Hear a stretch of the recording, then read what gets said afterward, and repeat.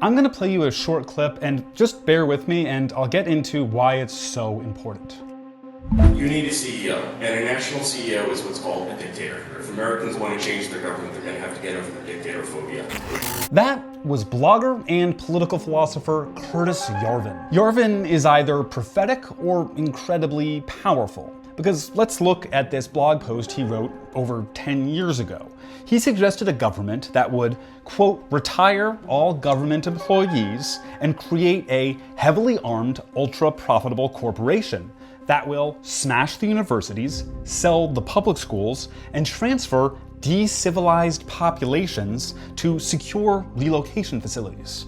That sounds pretty familiar, right? These ideas have gotten him some influential fans, like Peter Thiel, co-founder of PayPal and Palantir, whose founders fund invested in Yarvin's tech startup, Urbit. You may have seen my other video where Thiel says technology is this incredible alternative to politics.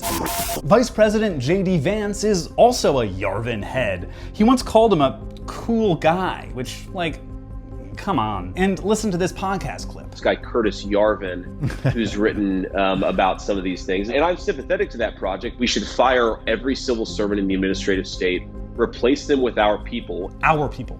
That means their people, not your people. So yeah, it looks like this guy has a lot of influence, and he's been the subject of a number of interviews and profiles from the mainstream liberal press, which is interesting. It's like the establishment is just desperate to blame the rise of Trump 2.0 and the technocracy on something. But here's the thing. The technocracy doesn't need Curtis Yarvin to do what it's been doing. Our current system, where formerly public services are privatized and monopolized by tech companies, where mad philosopher king billionaire CEOs seize control over government processes, profit off war and a veneer of patriotism. Special thanks to our sponsor, Palantir. And far-right tyrants literally own towns.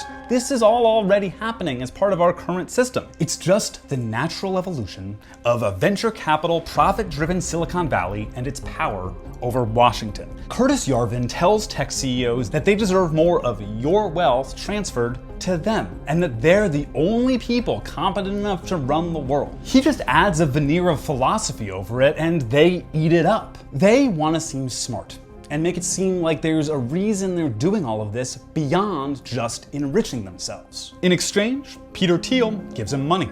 J.D. Vance calls him cool, and he's generally made to feel like a very special boy.